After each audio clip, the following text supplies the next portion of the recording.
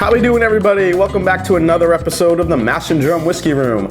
I am Jason C, and if it's your first time here and you're looking for the latest news and reviews in whiskey and bourbon, you have come to the right place. So what you want to do is hit that subscribe button below and also hit that bell notification so you know when I'm putting out a brand new video. So what we're going to do today is try a brand new bourbon that I haven't tried yet or reviewed. It is the rebelyell 10-year single barrel bourbon. So this bourbon has really kind of a cool history to it. So rebelyell is a wheated recipe bourbon which traces its lineage all the way back to the hollowed hulls of Stitzel Weller Distillery, original home of the Weller and famous Van Winkle lines of bourbon. The brand was created in 1949 as a small batch bourbon to market to the southern states. Today it's owned by Luxe and sold nationwide. Aside from rebelyell, they also own various other well-known labels such as Ezra Brooks and Blood and Oath. On April 12th of this year, Luxe opened the doors to a brand spanking new distillery in the heart of bourbon country. So Luxe Row Distillery is located on a 90-acre property in Bardstown, Kentucky, and it's a new stop on the Kentucky Bourbon Trail. Now, before opening their distillery this year, their whiskey source of most or all of Luxe's bourbon was sourced from Heavenhill. So since this is a wheated recipe bourbon and given the Heavenhill lineage in this bottle, I would expect it to maybe taste like an Old Fitzgerald or maybe one of my favorites, Larceny. The first batch of 10-year-old single barrel rebelyell was launched in September 2016 and has since been released annually. Rebelyell is a wheated Kentucky bourbon whiskey. After 10 years in new charred American oak, it's bottled at 100 proof.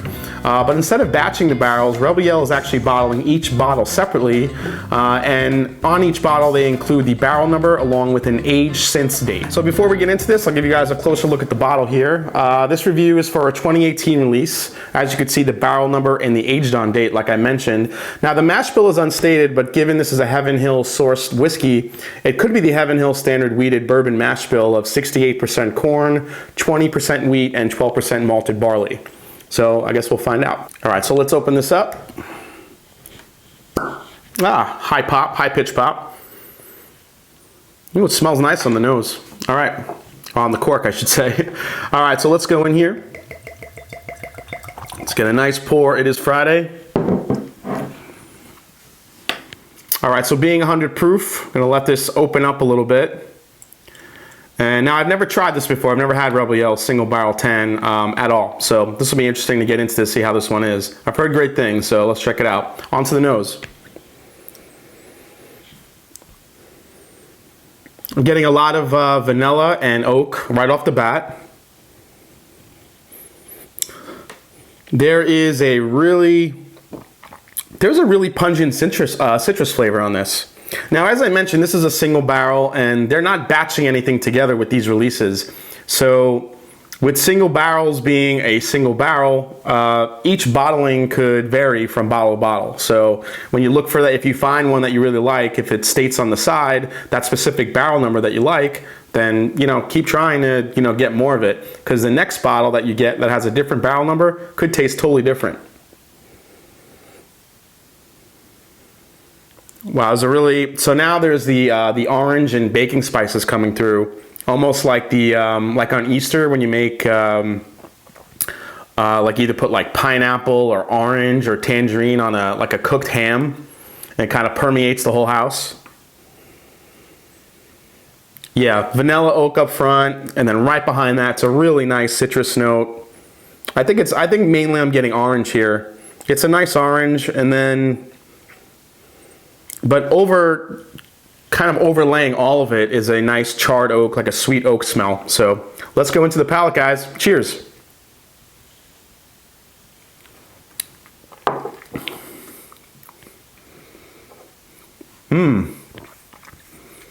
Oh, that's nice. All right, so being first sip, right away, oak, really sweet. It is really, and everyone hates the word smooth, but it's really smooth up front. It has really no bite to it. Oh, but the finish has kind of a nice spice kick to it. That's really good on the first sip. Let's go in for that second sip.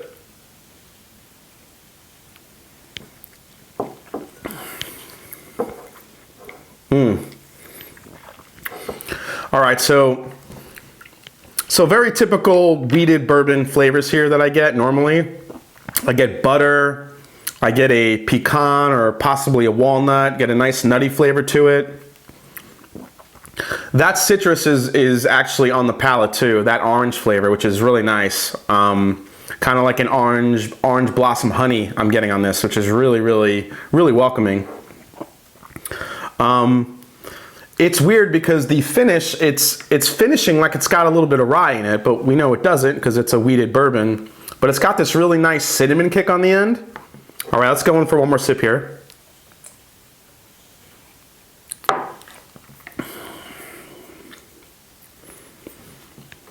Yeah, that's really nice. Ooh. Yeah, so, yeah, I'm still getting that nice spice kick on the end. It's got a really nice medium to long finish, which I really appreciate in a bourbon. It's really good.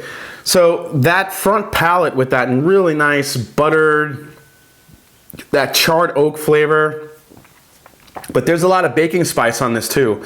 You're getting almost like, you know, when you go to the fair and they sell those either walnuts or pecans or those toasted nuts that are super sweet and they kind of permeate the entire air around you and you can just smell it from everywhere. That's what I'm kind of getting on this, and it's really delicious. It's got a really nice flavor profile to it. That I'm still getting that spice kick on the end, which is really surprising. The whole way through the palate though, it's really nice and smooth. You're getting a whole array of flavors as it kind of coats your palate. And what's nice is that the flavors are sticking with me and it's making me want to drink more of this. And then right at the very end, you're getting, at least on this barrel, you're getting that really nice orange citrus flavor. It's kind of finishing with it. It's really, really nice. It's kind of evolving as it goes, which I love about a bourbon. Like flavors that change and become a little bit more forward or behind as you keep sipping it. It's really, really good. Now, this is $50, and I'm curious, being that this is a Heavenhill sourced bourbon, I wonder how this stacks up against Larceny. Let's find out.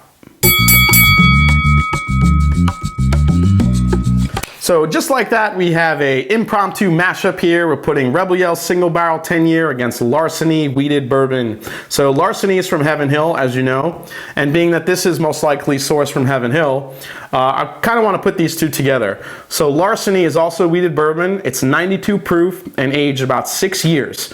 So this one has 4 more years of aging on it and also has 8 more proof points on it than Larceny. But Larceny is also half the price. Where this comes in about $50, you could generally get Larceny for around $25, somewhere in that range.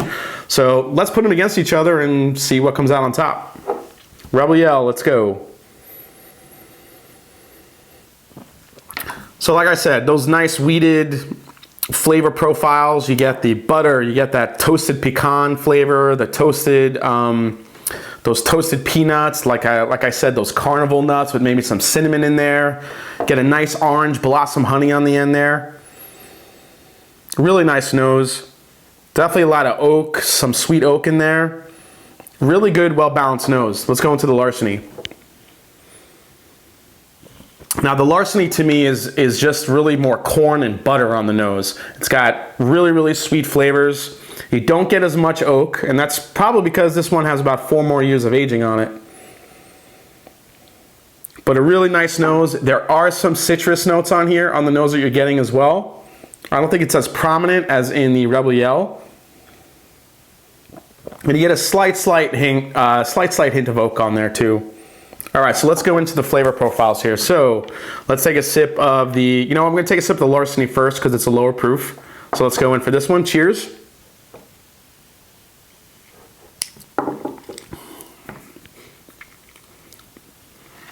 Yeah. Oh man, so good. Super sweet all the way through. Butter, a slight hint of nuttiness. You're not getting a super long finish on it. Slight hint of orange or a citrus zest there on the end. Really, really nice. You get a little bit of hint of oak on the finish. Really good. One of my go-tos, especially for the price. I love Larceny. Let's go to the Rebelyell.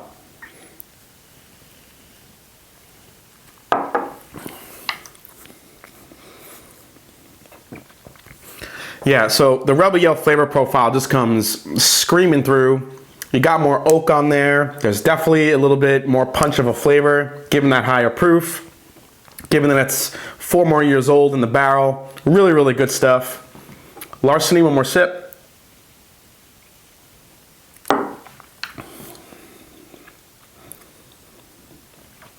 Yeah, the Larceny just coming through as just so super sweet and smooth.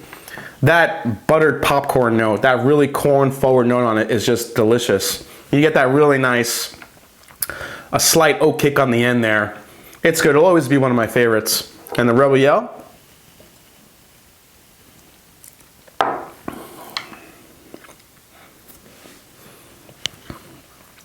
Yeah, it's awesome. So the rebelyell starts like Larceny on the front, but then it really ends with a super nice flavor profile with that balance of that charred oak, finishing with that orange blossom honey kick. It's really nice. I mean, honestly, you can't go wrong with either one, but I just wanted to try them side to side to see what would come out on top. Now again, the Larceny is about 25 bucks, and you're getting a lot of the flavors that you get in here, except with rebelyell 10 year, you're getting a much more fuller flavor profile. And I think what puts it obviously ahead for me is not only the age on it, but the proof as well. But remember, to get this, you have to pay double the price of this. So is it worth it to jump to this? I don't know. I think if you're a really big fan of wheated bourbons, I think you'll really, really enjoy this. But if your wallet's a little bit tighter, you can always go to Larceny and check that out, because this is always one of my favorite go-tos, and I love it. All right, guys, well, thanks for watching this episode of the Mash and Drum Whiskey Room. Glad you came by. If you haven't yet, please hit the subscribe button. Please hit that like button. You can also find me on Instagram, and now you can also find me on Twitter. Leave a comment. Let me know what you think of these two bottles, either of these two. Really interested in what you have to say, and I love chatting with you guys. And like I always say, it is not about the whiskey, it's the people you share it with. Cheers, everyone, and I'll see you next time.